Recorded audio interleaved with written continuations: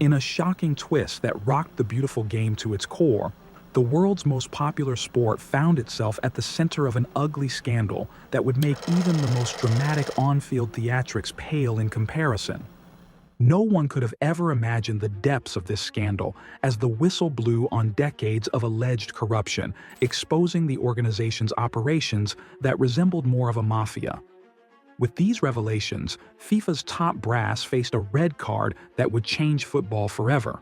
FIFA, the governing body of international football, was embroiled in a corruption scandal in 2015. It was discovered that over 22 dozen FIFA officials and allies, including the highest levels of FIFA management, had participated in a 24-year self-enrichment and embezzling scheme. The scandal revolved around allegations of bribery related to allocating the 2018 and 2022 World Cup hosting rights to Russia and Qatar, respectively. With only a handful of countries founding FIFA in 1904, FIFA membership eventually grew to 211 member associations in the 2020s, outnumbering even the United Nations. Members of FIFA are geographically divided into 6 confederations: UEFA, CONMEBOL, CONCACAF, AFC, CAF, and OFC. These confederations encompass Europe, South America, North America, Central America, and the Caribbean, Asia, and Oceania, respectively. After relocating from Paris to Zurich in 1932, FIFA expanded from that location in 1954. In 2022, the number of employees at FIFA was approximately 850. The membership of FIFA increased by hundreds, mostly due to the disintegration of Yugoslavia and the Soviet Union during the tenure of Brazilian João Havelange. Candidates garnered support across Central America, Asia, and Africa because each member got one vote on the presidential ballot. The incentive was an increase in the number of teams qualified to play in the World Cup finals, which went from 16 in 1982 to 24 in 1998 and finally to 32 in 1999. The operations of FIFA are overseen by a Secretary General. The 37-member FIFA Council is responsible for strategic oversight and selects the Secretary General. 8 vice presidents and a president make up the FIFA Council. Each member serves for a 4-year term with a maximum of 3 consecutive terms allowed. The FIFA Congress is the highest body of lawmaking, and every national organization is represented by a single delegate. In addition to selecting the president and approving the budget, Congress also decides where the World Cup will be held in the future. The Football Tribunal, which was established in 2021, hears and decides cases involving regulatory petitions and disputes. The International Football Association Board, IFAB, chooses which regulations to add or remove from the game of football and is responsible for maintaining them independently.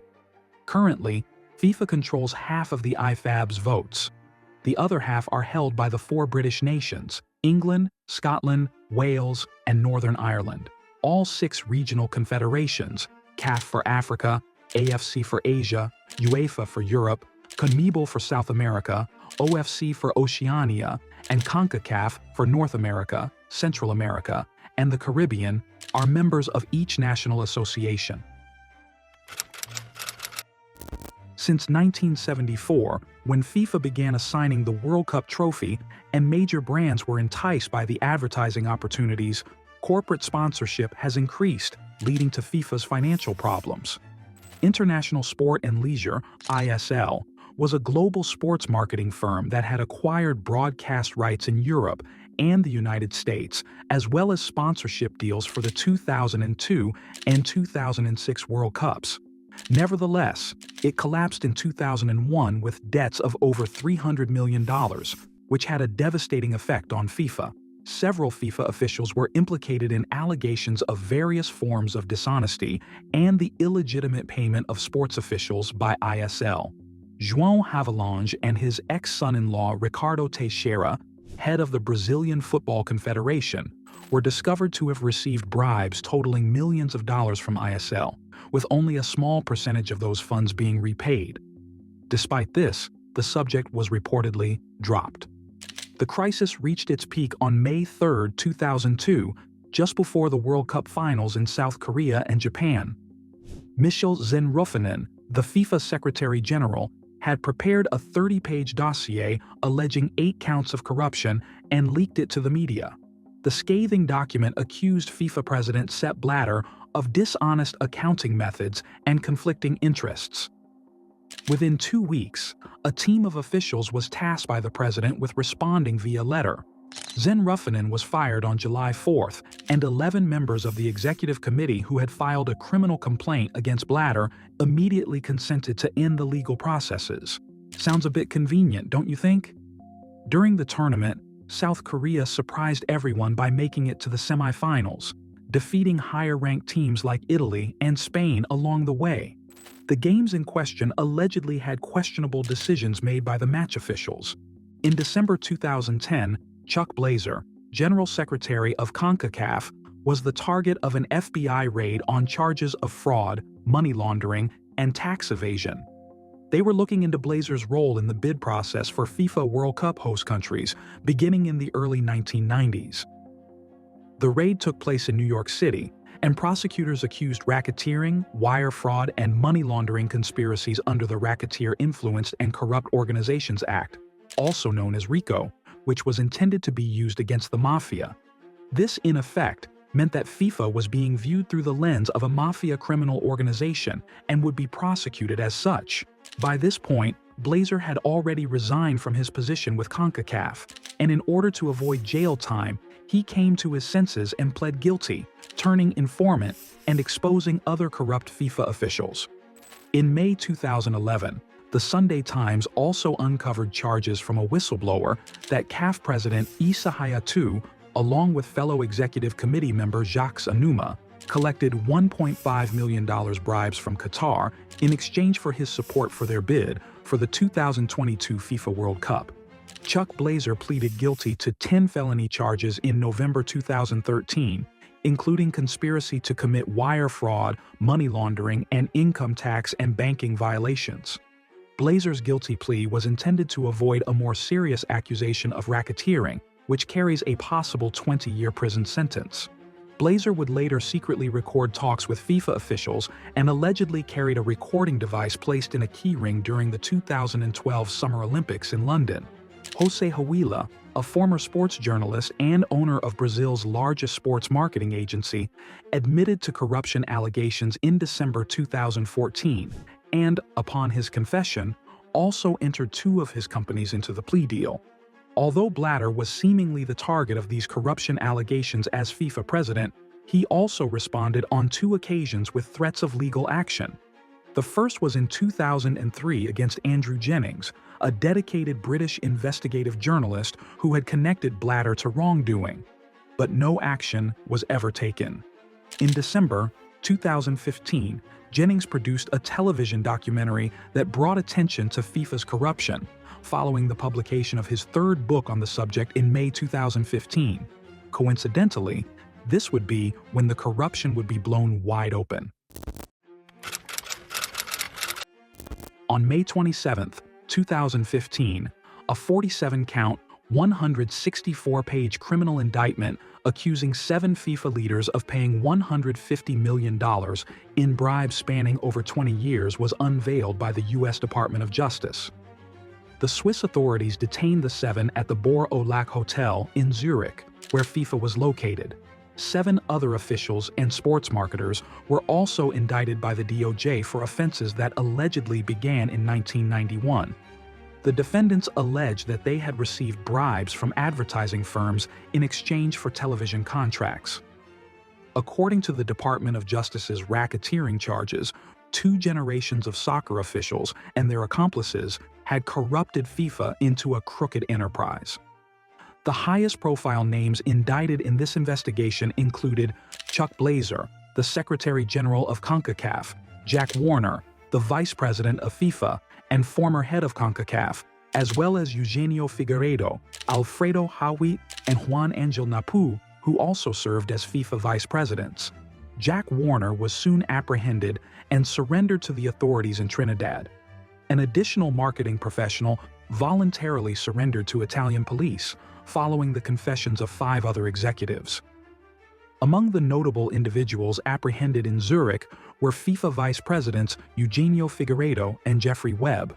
A second indictment, this one dated December 2015, included 16 soccer officials from FIFA's CONMEBOL and CONCACAF confederations. Meanwhile, in Zurich, 2 other vice presidents of FIFA were taken into custody. These events were the first time that FIFA was directly linked to coordinated criminal behavior. With its $1 billion annual income from sponsorships and other sources, FIFA had plenty of money for controlled distribution using kickbacks and other illegal methods. Although FIFA's financial situation was not the most open, its current balance statement on the date of the arrests indicated assets of $2.9 billion, liabilities of $1.4 billion, and reserves totaling $1.5 billion. Selling TV broadcasting rights to the World Cup accounted for some 43% of FIFA's revenue. Marketing accounted for 29%, and other sources accounted for 28%. Swiss legislation said that FIFA was a non-profit, hence negotiating over its funding remained delicate. That was clear-cut in 2014, when FIFA paid just $75 million in taxes for the 4 years from 2011 to 2014, while its total income for the year was a record $2.1 billion. In addition to questions about the questionable 2010 decision to hold the World Cup final tournaments in Russia in 2018 and Qatar in 2022, the thorough investigations into allegations of corruption uncovered several other matters, such as the discovery that a Russian global energy supplier reportedly paid $80 million to be a partner for the 2018 World Cup. The 2015 corruption allegations also included the results of a 2-year ethical probe by former U.S. Attorney Michael Garcia, which revealed a 350-page report that depicted the crooked, secretive, and greedy nature of FIFA's business culture. FIFA declined to release the findings and instead released a 42-page synopsis that made almost little mention of wrongdoing and absolutely nothing about the World Cup decision. FIFA President Sepp Blatter said in December 2014 that the matter had been resolved, but he did not release the full results of the investigation. Garcia expressed his disapproval of the summary of his work, claiming that it had numerous materially incomplete and erroneous representations of the facts and conclusions. 2 days after the indictment in May 2015, Blatter was nominated for a 5th term as FIFA president, despite not being one of the 14 individuals named in the criminal investigation. After 3 days, he resigned, stating that the corporation needed a complete overhaul but that he would remain in his position until a replacement for the president was selected. Never once has Blatter accepted moral responsibility for events that transpired while he was in charge. Instead, he has blamed discredited officials for plotting against him.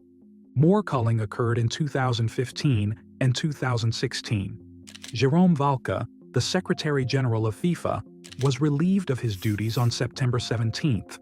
Following this, on October 8th, Blatter, Valcke, and Michel Platini, president of the European body UEFA and a former leading candidate for the presidency of FIFA, were all suspended from the organization for 90 days by the Ethics Committee. Blatter and Platini were both suspended for 8 years on December 21, 2015, by the same committee in reaction to a $2 million disloyal payment that Platini received in 2011. Following the failure of his appeal, Platini decided to step down as president of UEFA, while Valcke was banned for 12 years due to financial offenses. Marcus Katner, the Deputy Secretary General of FIFA, was fired for a similar reason. After being critical of the governing body during the 2002 Congress, South Korean Chung Mong-jun was banned for 6 years after it was found out that he was involved in the bidding process for the World Cups of 2018 and 2022. Blatter also received a 6-year ban in 2021. In June 2016, FIFA contracted an American legal firm to investigate allegations that Blatter and Valcke had authorized each other's compensation and bonuses for the 2010 and 2014 World Cups. The 3 of them had received prizes totaling $80 million from Katner. In July 2016, the appeals courts reduced the suspensions of Valcke to 10 years and Chung to 5 years. In the same month, the governing board of the tournament suspended Wolfgang Niersbach, an organizing committee member implicated in a bribery scandal over the 2006 World Cup hosting rights award to Germany. The widespread corruption at FIFA was embarrassing enough, and although current president Gianni Infantino has focused his presidency on repositioning FIFA as a credible, trustworthy, modern, professional, and accountable organization, many individuals felt the most let down by the FIFA corruption scandal since they believed the multi-billion-dollar business was just focused on sports. FIFA did pay for training, appoint officials, and organize men's, women's, and youth events. Nevertheless, it appeared that the leadership's actual objective was to maximize profits from TV rights, advertising, and sponsorships. However, since all the paper records and computers had been destroyed, it is most likely impossible that we'll ever get to fully know where the actual money disappeared over the years.